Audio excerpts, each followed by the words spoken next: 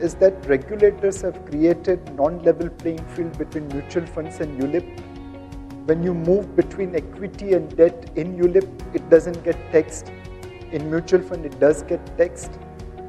When you withdraw money from mutual funds, you pay capital gains tax, short-term or long-term. In ULIP, that's not paid. So there is a normal race being run by ULIP and a hurdle race being run by mutual funds.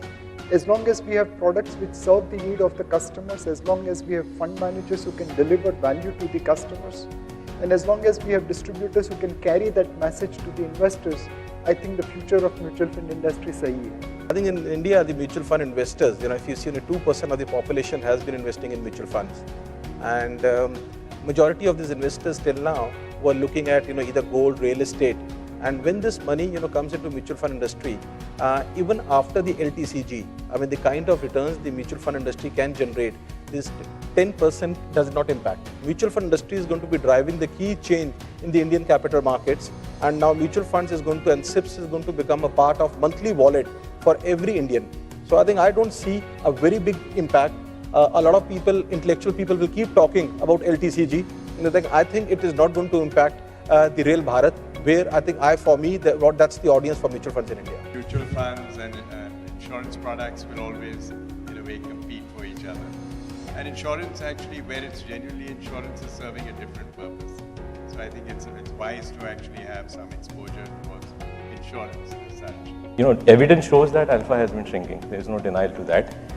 And I would not be too worried because as mutual funds, like what even Nilesh was mentioning, and it will be wise for us to not position ourselves only around alpha and only around equity as an asset class, but we are a vehicle which gives a window to investors to invest right from a cash fund all the way to international funds. So there's a huge range available.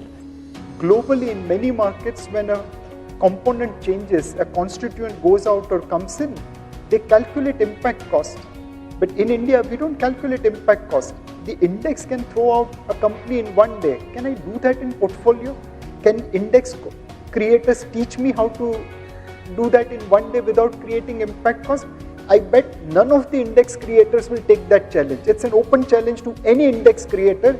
Please teach me how to change my portfolio without creating impact cost like you do it in index. None will come forward. I can bet on that. Small segment of investors were self-directed. So you have to serve them. So you have to respond to the market.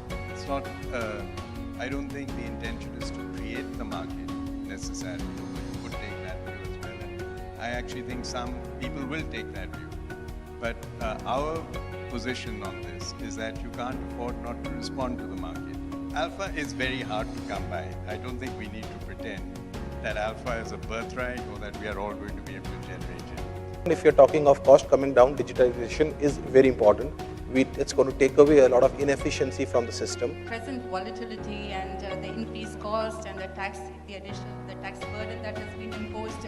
I'm not really thinking in terms of alpha. I'm just thinking in terms of protecting my portfolio until you navigate this mid-air turbulence.